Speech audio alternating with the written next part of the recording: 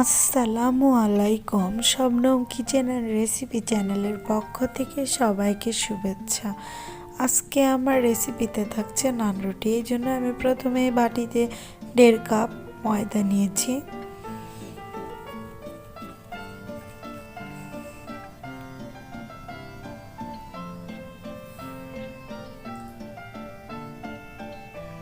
এখন ময়দার সাথে সয়াবিন তেল অ্যাড করব। সবগুলো ময়দার সাথে সয়াবিন তেল যেন মিশে যায়, এই জন্য হাত দিয়ে ভালোভাবে মেখে নিতে হবে।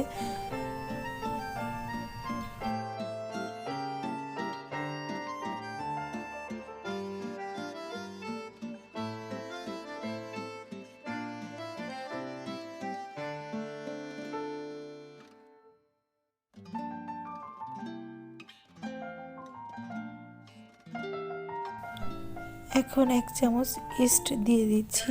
আপনারা পানির সাথে মিশিয়েও ইস্ট ব্যবহার করতে পারেন, বা আমি যেভাবে ইউজ করছি এভাবেও করলে রেজাল্ট অনেক ভালো আসে।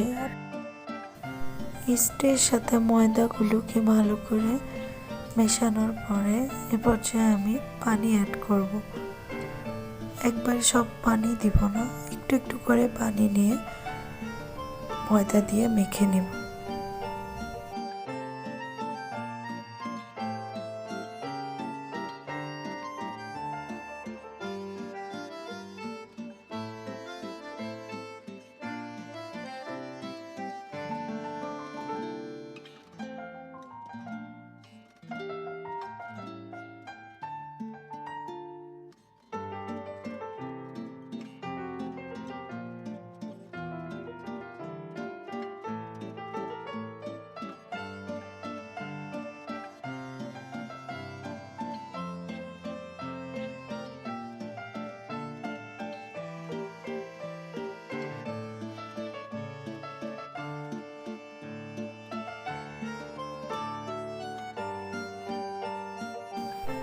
ময়দা এবং পানি দিয়ে একটা ডো তৈরি করলাম। এটা 30 মিনিট ঢেকে রেখে দিব। এরপর 30 মিনিট পর ঢাকনা উঠিয়ে দেখেন ময়দাটা কতটা সফট হয়ে এসেছে। আমার ব্যবহৃত ইস্টটা কিছুদিন আগের, এটা ফ্রিজের নর্মাল চেম্বারে ছিল, এই জন্য ডোটা বা ময়দাটা তেমন ফোলেনি। আর আপনারা বাসায় একবার ইস্ট ব্যবহার করার পর ইস্টটাকে ডিপ ফ্রিজে সংরক্ষণ করবেন, তাহলে আরও ভালো রেজাল্ট পাবেন।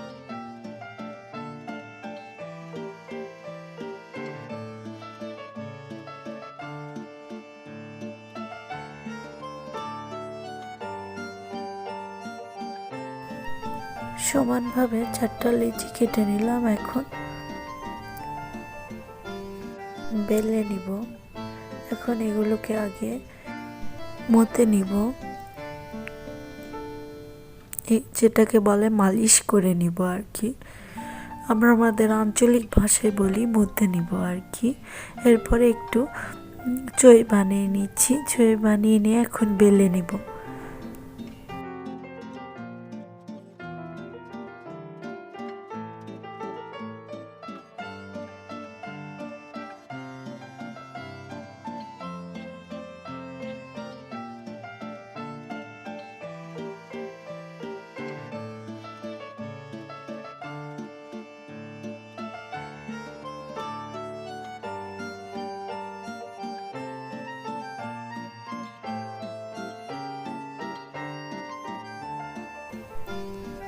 একটা রুটি আমার বেলে নেওয়া হয়েছে। এখানে আপনাদেরকে দেখাই, পুরুত্বটা এরকম রাখবো, এটা বেশি পাতলা করব না, এরকম মোটা রাখবো। পরে এরকম করে সবগুলো বেলে নিব, সবগুলো নান রুটিকে বেলে নিব।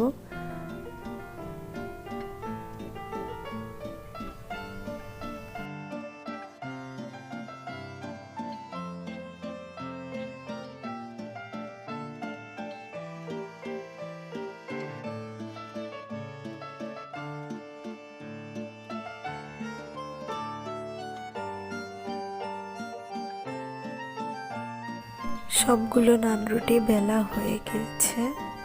এখন আমি চুলা অন করে একটা কড়াই তুলে দিয়েছি, নান রুটিগুলো ভেজে নিব।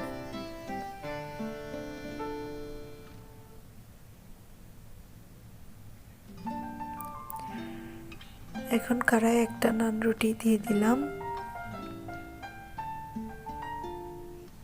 এক পাশ হয়ে আসছে, আপনারা দেখতেছেন কেমন ফুলকো ফুলকো হচ্ছে। দুই পাশ ভেজে নিয়ে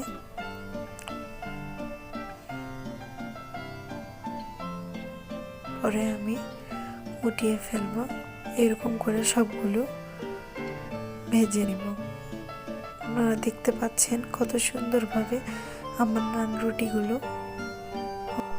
আমার এই রেসিপিটি যদি আপনাদের ভালো লাগে থাকে তাহলে একটা ছোট্ট রিকোয়েস্ট, প্লিজ আমার চ্যানেলকে সাবস্ক্রাইব করবেন এবং পাশে থাকা বেল আইকনটা ক্লিক করে রাখবেন, যাতে আমার সব নতুন নতুন রেসিপিগুলো সবার আগে আপনার কাছে পৌঁছে যায়। আপনারা যারা নান রুটি খেতে পছন্দ করে তারা আমার সম্পূর্ণ ভিডিওটা দেখবেন না টেনে। এখন পরিবেশন করে নিচ্ছি নান রুটিগুলোকে। সার্ভিং প্লেটে পরিবেশন করে নিয়েছি। আপনারা নান রুটিগুলোকে গ্রিল, চিকেন চাপ, গরুর ভুনা, খাসির রেজালা সাথে খেতে পারেন। এই জন্য এই রেসিপিটি শেয়ার করেছি। সবাই ভালো থাকবেন, আমার জন্য দোয়া করবেন। আল্লাহ হাফেজ।